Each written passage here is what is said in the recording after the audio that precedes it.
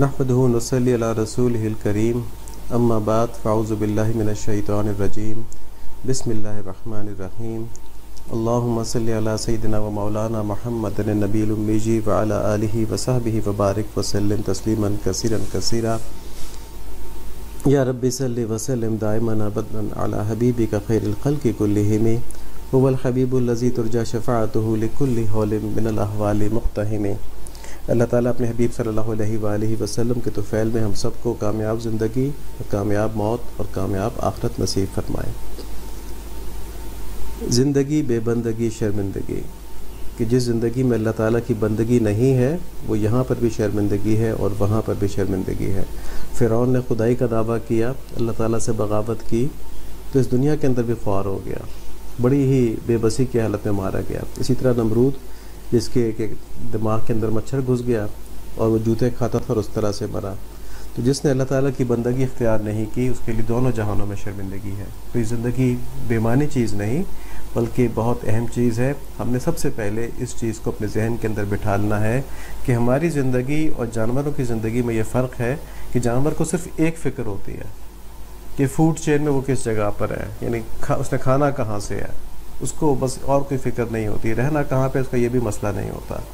ٹھیک ہے، جانوروں کے اندر یہ ہوتا ہے کہ انہوں نے کھانا کہاں سے۔ تو انسان میں اور جانور میں یہ فرق ہے کہ انسان کی پہلی فکر یہ نہیں ہوتی کہ اس نے کھانا کہاں سے ہے، بلکہ اس کی پہلی فکر یہ ہوتی ہے کہ میرے اللہ تعالیٰ سے تعلقات کیسے ہیں، کہیں میں نے اپنے رب کو ناراض تو نہیں کر دیا۔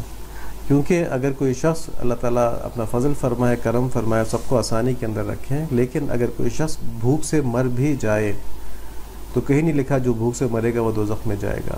ہاں، جو گناہ گار مرے گا، جو کفر کی حالت میں مرے گا وہ دوزخ میں جائے گا۔ تو ہم اس بات کو اچھی طرح سمجھ لیں کہ ہم بے مقصد پیدا نہیں ہوئے ہیں، ہم جانوروں کی طرح پیدا، مقصد ان کا بھی ہے لیکن وہ پھر زندگی با مقصد نہیں گزارتے، بس ان کا جو طریقہ ایک ہے کہ انہوں نے کھانا ہے، بڑے ہونا ہے، اگر وہ حلال جانور تو کاٹا جائے گا، اگر حلال جانور نہیں ہے تو بس پھر اپنا کام کر کے وہ مر جائیں گے۔ ان کا کوئی آخرت میں حساب کتاب نہیں ہے، بس یہی دنیا میں جو کچھ ہے ان کا ہے۔ لیکن ہمارا انجام یا جنت ہے جو اللہ تعالیٰ ہم سب کو نصیب فرما دیں، یا اللہ تعالیٰ نے اپنی پناہ نصیب فرمائے، انسان کا انجام جہنم بھی ہوتا ہے۔ تو ہماری زندگی کا سب سے بڑا چیلنج یہی ہے کہ ہم نے جنت میں جانا ہے، دوزخ سے بچنا ہے، اور اس کا جو حل ہے وہ اسلام کے اوپر عمل ہے۔ ٹھیک ہے جی، اسلام کے اوپر عمل اس کا حل ہے کہ ہم جنت میں چلے جائیں اور جہنم سے بچ جائیں۔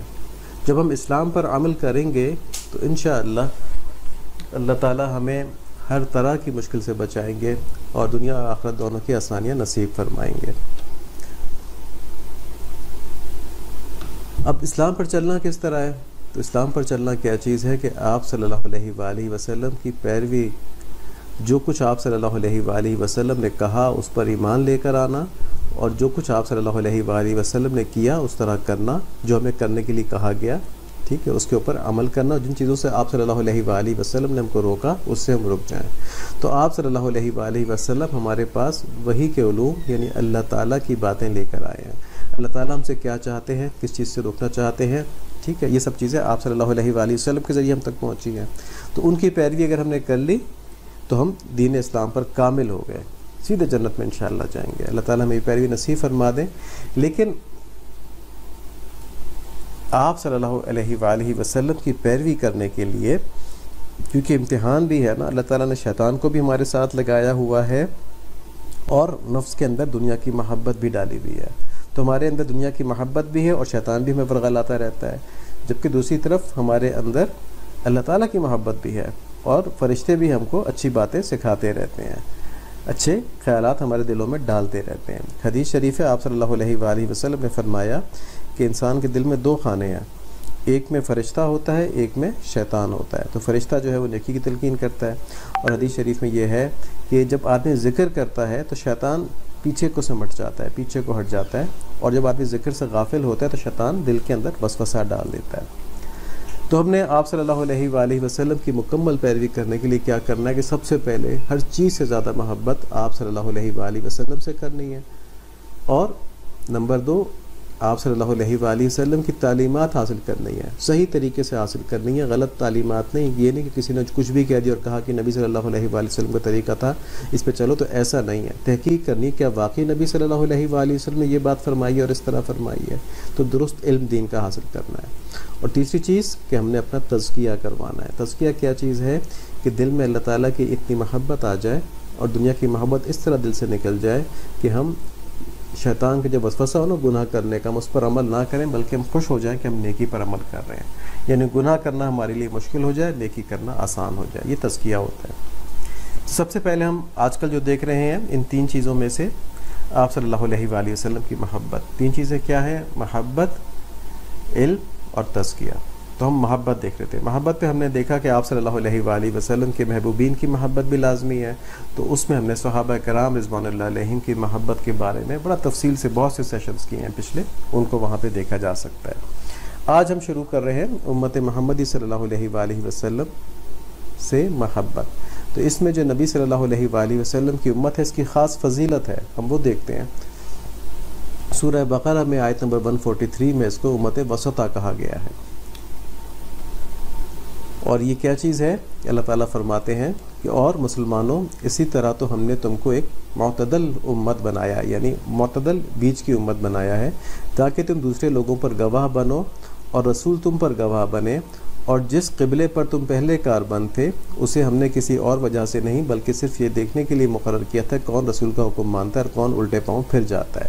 اور اس میں شک نہیں کہ یہ بات تھی بڑی مشکل، لیکن ان لوگوں کے لیے ذرا بھی مشکل نہیں ہوئی جن کو اللہ تعالیٰ نے ہدایت دی تھی. اور اللہ تعالیٰ ایسے نہیں کہ تمہارے ایمان کو ضائع کر دیں، در حقیقت اللہ تعالیٰ لوگوں پر بہت شفقت کرنے والے بڑے مہربان ہیں. تو اس آیت کے اندر بہت سی باتیں کی ہیں جو ہمیں ایک ڈائریکشن میں لے کے جا رہی ہیں. سب سے پہلے تو یہ کہ ہمیں امت وسطیٰ کس طرح سے کہا ہے کہ ہم لوگوں کے اوپر گواہ بنیں گے. یہ گواہی کیا چیز ہے؟ کہ قیامت کے دن جو باقی امتیں ہیں کفر والی، وہ انکار کر دیں گے کہ جی ہمارے پاس کوئی نبی نہیں آیا، ہمیں کوئی ہدایت نہیں ملی، اس لیے ہم کفر کے اوپر لگے رہے. تو اللہ تعالیٰ انبیاء صلاۃ والسلام کو بلائیں گے جو ان کے اوپر آئے تھے، جن نازل کیا گیا تھا. وہ کہیں گے ہم نے ان کو بات پہنچائی ہے آپ کی. وہ لوگ منکر ہو جائیں گے، ڈرے ہوئے ہوں گے عذاب سے، تو جھوٹ بول دیں گے اس وقت. تو دیکھیں نا، جس کے اندر برائی ہوتی ہے وہ قیامت کے دن بھی ظاہر ہوگی، وہاں بھی جھوٹ بولیں گے اللہ تعالیٰ سے.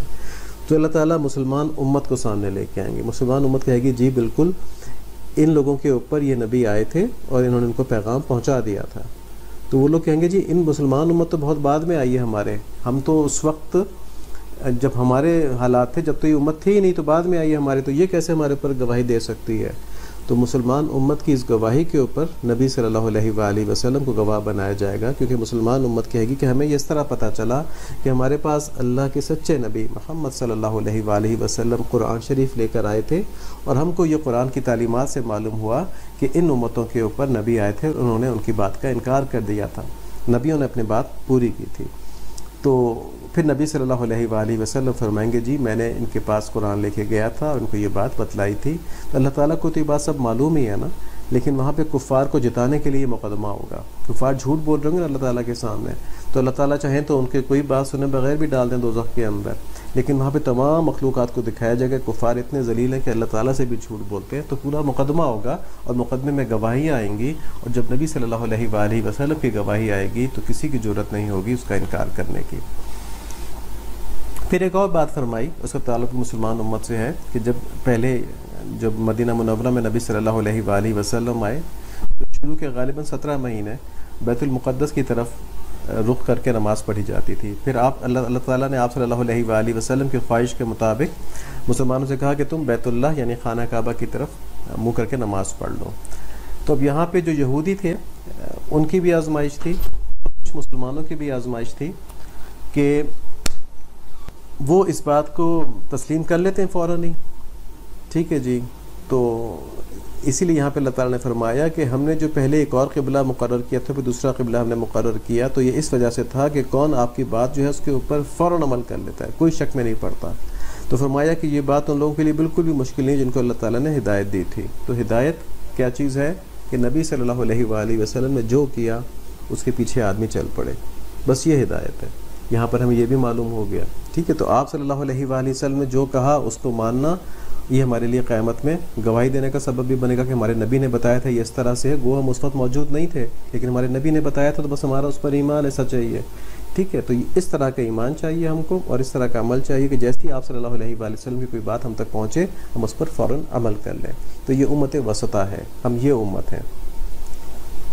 دوسرا خیر امت فرمایا، سورہ یہ آل عمران کی آیت نمبر 110 ہے. اللہ تعالیٰ فرماتے ہیں کنتم خیر امت اخرجت للناس تأمرون بالمعروف وتنہون عن المنکر وتؤمنون باللہ.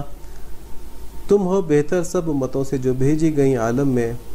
ٹھیک ہے، یعنی کہ تمام عالم میں جو امتیں بھیجی گئیں تم سب سے بہتر ہو. کیوں؟ تم حکم کرتے ہو اچھے کاموں کا اور منع کرتے ہو برے کاموں سے، اور ایمان لاتے ہو اللہ کے اوپر.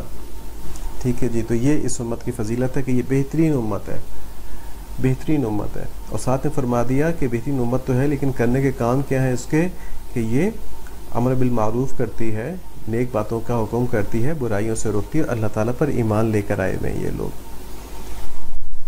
تو یہ اس امت کے بارے میں جو ہم نے 2 آیات دیکھی ان سے معلوم ہوتا ہے کہ اللہ تعالیٰ نے اس امت کو، آپ صلی اللہ علیہ وآلہ وسلم کی امت کو کیا فضیلت دی ہے. تو دیکھیں نا، نبی صلی اللہ علیہ وآلہ وسلم کو تمام انبیاء علیہ الصلوۃ والتسلیمات فضیلت دی نا اللہ تعالیٰ نے، تو ان کی امت کو بھی تمام امتوں پر فضیلت دی. اس کے لیے ہمیں 2 آیتیں دیکھ لیں. اب ہم دیکھتے ہیں کہ نبی صلی اللہ علیہ وآلہ وسلم کا اپنی امت پر شفقت کا کیا حال تھا. ہم دیکھنا یہ چاہ رہے ہیں کہ جس امت کی ہم محبت کی بات کر رہے ہیں، ہم نے کہا نا کہ آپ صلی اللہ علیہ وآلہ وسلم کے تمام محبوبین سے محبت کی جائے، اور اس میں آپ صلی اللہ علیہ وآلہ وسلم کے صحابہ کرام بھی ہیں اور امت بھی ہے. تو امت کی کیا فضیلت ہے، صحابہ کرام کی فضیلت تو ہم نے دیکھ لی، تو امت کی فضیلت بھی ہم نے دیکھا قرآن سے ثابت ہے. اور ہم دیکھتے ہیں کہ نبی صلی اللہ علیہ وآلہ وسلم اس امت کے بارے میں کیا جذبات رکھتے تھے. تو سورہ توبہ کے اندر آیت نمبر 128 ہے، لَقَدْ جَاءَكُمْ رَسُولٌ مِّنْ أَنفُسِكُمْ عَزِيزٌ عَلَيْهِ مَا عَنِتُّمْ حَرِيصٌ عَلَيْكُمْ بِالْمُؤْمِنِينَ رَءُوفٌ رَحِيمٌ. کہ لوگوں تمہارے پاس ایک ایسے پیغمبر تشریف لائے ہیں جو تمہاری جنس یعنی انسان میں سے ہیں، جن کو تمہاری مضرت یعنی تمہاری کوئی جو تمہارے پر جو کوئی چیز بری ہو جائے وہ بہت گراں گزرتی ہے، اور جو تمہاری منفعت ہے یعنی جو تمہیں فائدہ پہنچ جائے اس کے بہت خواہش مند رہتے ہیں. حریص علیکم، ٹھیک ہے، تمہارے اوپر جو نعمت آ جائے اس کے حریص ہوتے ہیں، اور تمہارے اوپر کوئی مشکل آ جائے وہ ان کے اوپر بہت بھاری ہو جاتی ہے. اور یہ حال تو سب کے ساتھ ہے، بالخصوص ایمانداروں کے ساتھ تو بہت ہی شفیق اور مہربان ہے. بالمؤمنین رؤوف الرحیم، یہ مومنین کے ساتھ تو رؤوف اور رحیم ہے. تو یہاں پر ہم یہ سمجھتے ہیں کہ نبی صلی اللہ علیہ وآلہ وسلم کی امت کے 2 حصے ہیں. ایک امت تو وہ ہے جو امت اجابت ہے، یعنی وہ مسلمان جو ایمان لے کے آ چکے ہیں، مسلمان ہو چکے ہیں، یہ وہ لوگ ہیں. تو ان پر تو قرآن شریف میں پچھلی آیت میں بتایا گیا نا کہ بہت ہی شفیق ہے نبی صلی اللہ علیہ وآلہ وسلم، بہت ہی مہربان ہے.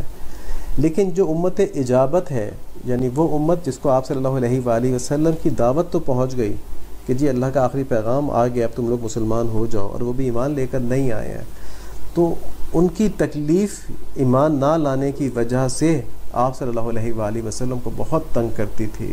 آگے ہم انشاءاللہ دیکھیں گے اگلے سیشن کے اندر کہ کتنی تکلیف تھا ان لوگوں کا ایمان نہ لے کے آنا، اس وجہ سے کہ ان کا کتنا بڑا نقصان ہو رہا ہے. تو آپ صلی اللہ علیہ وآلہ وسلم جو امت اجابت ہے، یعنی جو ابھی ایمان لے کر نہیں آئے لیکن آپ صلی اللہ علیہ وآلہ وسلم مبعوث ہوئے ان تک بات پہنچانے کے لیے، ان لوگوں کے لیے بھی آپ صلی اللہ علیہ وآلہ وسلم کے دل میں اتنی شفقت تھی کہ ان کے ایمان نہ لانے کی وجہ سے جو ان پر عذاب اور مصیبت آنے والی وہ آپ پر بہت گراں تھی، بہت بھاری تھی، اور ایمان لانے کی وجہ سے جو ان کو فائدہ پہنچنا تھا اس کے آپ بہت خواہش مند اور بہت حریص رہتے تھے.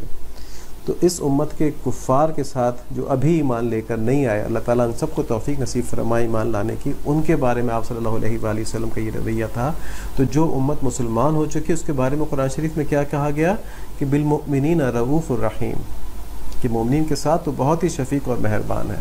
تو ہم نے اس امت سے محبت کرنی ہے، اس کے دونوں کمپوننٹ سے محبت کرنی ہے. اور دوسرے کمپوننٹ یعنی کافر والے کمپوننٹ سے محبت کا کیا تقاضا ہے کہ ہم دین کو اپنے اوپر اس طرح لے کر آ جائیں کہ ہمیں دیکھ کر کافر مسلمان ہو جائیں، کہ مسلمان تو بہت ہی اچھے ہوتے ہیں، ٹھیک ہے، ہمیں دیکھ کر مسلمان ہو جائیں، ہم سے مروب ہو کے، اور ان کی ہدایت کے لیے ہم دعا بھی کرتے رہیں. ان کی ہدایت کے لیے جو کام ہم کر سکتے ہیں تبلیغ کا، دین پھیلانے کا، وہ ہم احسن طریقے سے کرتے رہیں. اللہ تعالیٰ ہماری ان کوششوں کو اور نیتوں کو قبول فرما لیں. اللہم آمین. یہ ہم نے امت کے بارے میں مختصر بات کی، انشاءاللہ اگلی دفعہ ہم اس پہ مزید بات کریں گے. اللہ تعالیٰ اس میں ہماری مدد فرمائے۔ سبحانک اللہم و بحمدک اشہد ان لا الہ الا انت استغفرک و اتوب الیک۔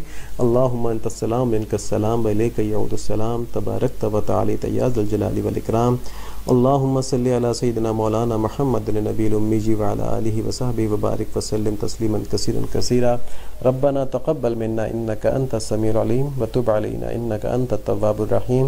یا اللہ ہماری ذی الحج کی عبادات کو قبول فرما لیں اور اس میں بہت زیادہ عبادتیں کرنے کا ہمیں ذوق و شوق نصیب فرما دیں، اور یا اللہ اس عشرے کو ہمارے لیے مغفرت والا عشرہ فرما دیں، ہمیں معاف فرما دیں اور دین کے اوپر کامل طریقے سے چلنا نصیب فرما دیں، اور لوگوں کو اس میں ترغیب دینا اور اس میں سیکھنا سکھانا، اس میں بھی ہماری خدمات کو آپ قبول فرما لیں۔ اللہم آمین بحرمت النبی الکریم علیہ وعلی آلہ الصلاۃ والتسلیم۔